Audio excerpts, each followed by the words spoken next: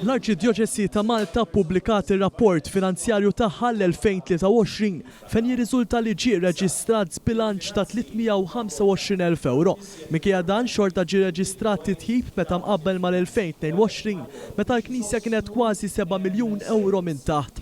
F'konferenza tal-aħbarijiet fil-Kurja fil-Furjana indirizzata mis-Segretarju Amminsitrattiv Michael Pace Ross ingħataw dettalji dwar id-dħul u l-ħruġ tal-Knisja f'Malta b'rendikont sħiħ tal-ispejjeż li rat is-sena li għaddiet, partikolarment fejn jidħlu l-parroċċi, il-Kapitlu metropolitan, id-djar għat-tfal u l-anzjani, id-djar għall-persuni b'diżabilità, is-Seminarju tal-Arċisqof, il-monasteri u anke l-midja tagħha.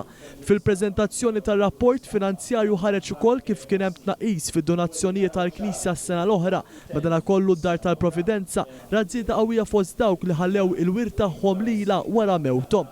11 miljun euro marru kompletament fi spejjeż tal-operat tal-Arċidjoċesi bħal servizzi liturġiċi, festi titolari u ikel.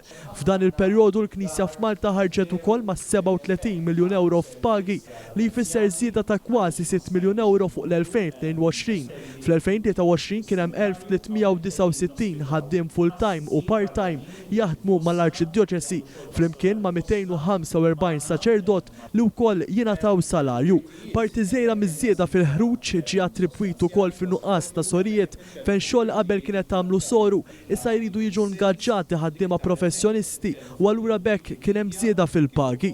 Mistoqsi mill-ġurnalisti preżenti Pace Ross stenna kif l-Arċidjoċesi ma ħasset l-ebda impatt mill-kontroll tal-Gvern fejn jidħlu il-ħaddiema minn pajjiżi terzi. Żieda pożittiva li ġiet innotata kienet fejn jidħol it-turiżmu.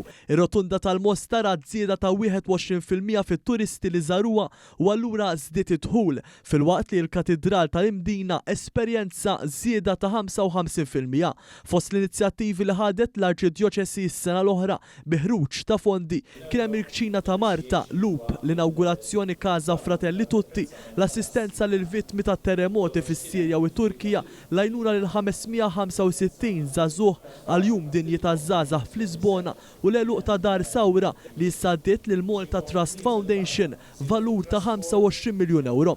Fejn jidħol il-Caritas is-sena li għaddiet il-Knisja għenet 1678 persuna li fittxew servizzi ta' outreach u riabilitazzjoni minn barra servizzi ta' counseling u social work. Il-Knisja qalet kif permezz ta' dħul minn investiment diversifikat u etiċi, inkluż dividend mill-bank APS u minn beħ ta' proprjetà setet tkompli tajn lil dawk fil-bżonn.